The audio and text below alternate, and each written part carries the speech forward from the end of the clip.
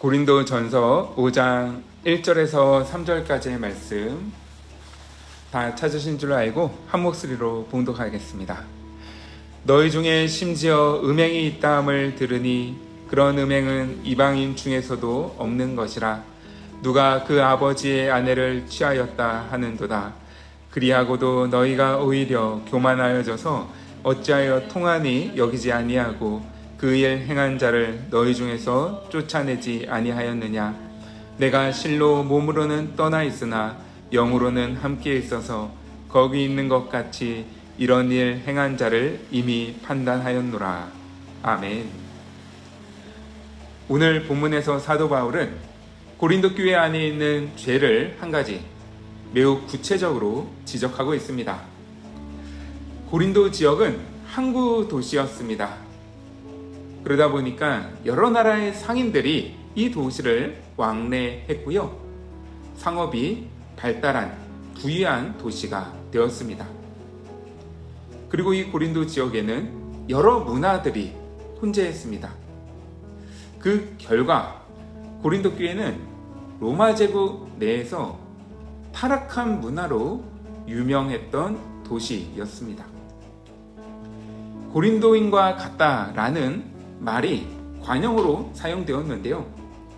이 말에는 어떠한 의미가 담겨져 있냐 하면은 음란하고 방탕한 사람, 그런 사람들을 가리켜서 야, 저 사람은 진짜 고린도인 같다, 고린도 사람 같다, 이렇게 표현할 정도로 고린도라는 도시는 좀 음란한 문화, 타락한 문화를 많이 가지고 있었습니다.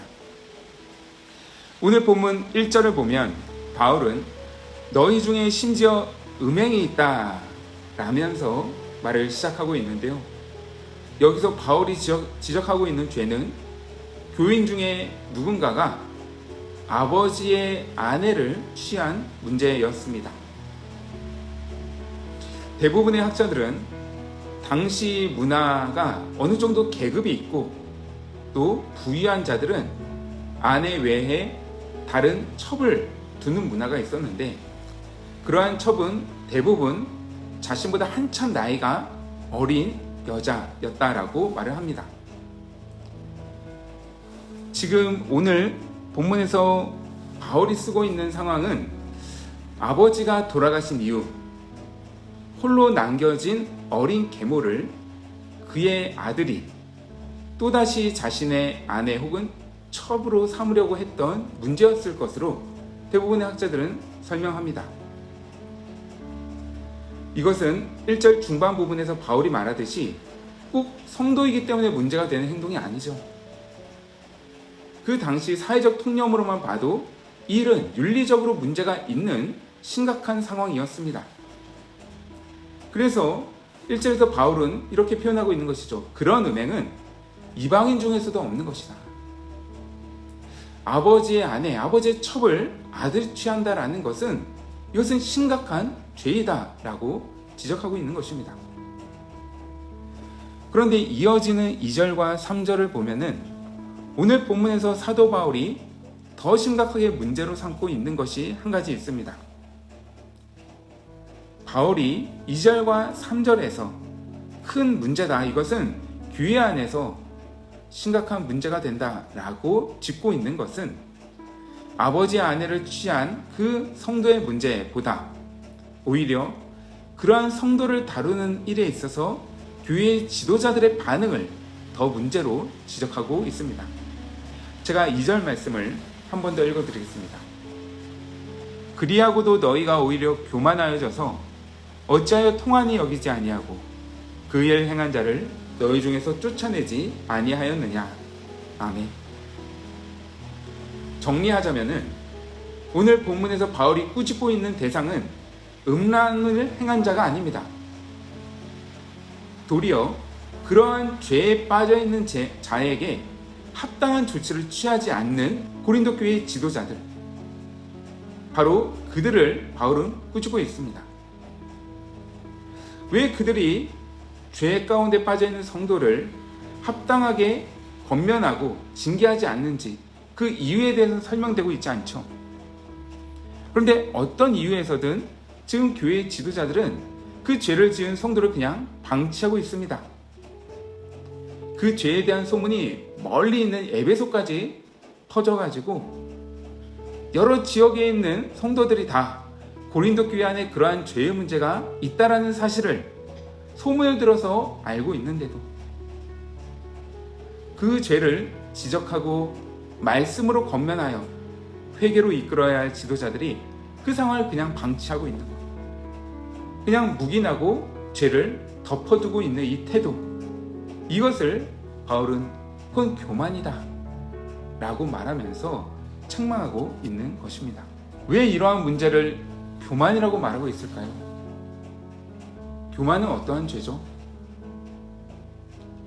네, 이 죄를 교만이라고 말하는 이유는 말씀이 분명하게 죄라고 지적하고 있는 것을 교회 지도자가 괜찮다라고 하고 있기 때문에, 교만은 다른 죄가 아니라 말씀보다 자신의 생각을 더 옳다 여기는 것, 자신의 판단을 더 따르는 것, 그게 바로 교만이기 때문에 바울은 지금 그 고린도 교회의 지도자들을 향해 너희는 지금 교만의 죄를 행하고 있는 것이다 라고 말하고 있는 것입니다. 오늘 말씀을 통해서 우리는 이 시간 두 가지를 생각해보고 또 함께 기도하기 원합니다. 첫째는 나는 얼마나 죄의 문제에 민감하게 반응하고 있는가를 이 시간 돌아봅시다. 타인의 죄에 대해서는 민감하게 반응하는 사람도 스스로의 죄에 대해서는 관대하게 여기는 경우를 종종 봅니다. 아니, 다른 사람이 아니라 제 안에도 그런 문제가 있는 것을 자주 느낍니다. 마가복음 7장에서 예수님은 말씀하셨죠. 어찌하여 형제의 눈 속에 있는 티는 보고 내 눈 속에 있는 들보는 깨닫지 못하느냐. 외식하는 자여, 먼저 내 눈 속에 들보를 빼어라. 그 후에야 밝히 보고 형제의 눈 속에서 티를 빼리라. 우리 안에 무뎌진 죄의 문제가 있지는 않은지 이 시간 생각해 봅시다. 다른 사람의 죄는 아주 잘 보면서 내 안의 죄에 대해서는 무디고 관대하지 않도록 내 눈 속에 있는 들보를 먼저 빼는 성도 될 수 있기를 간절히 소망합니다. 두 번째는 교만의 문제를 생각해 보기 원합니다. 오늘 본문에서 말하는 교만은 다른 게 아니죠. 하나님 말씀보다 자기 생각을 더 따르는 태도, 성경보다 자기 자신의 판단을 더 의지하는 태도, 그것을 바로 사도 바울은 교만이다 라고 말하고 있습니다. 그건 영적인 교만함이라는 것이죠. 우리 모두 이 새벽에 하나님 말씀 앞에서 우리 자신을 낮출 수 있기를 원합니다.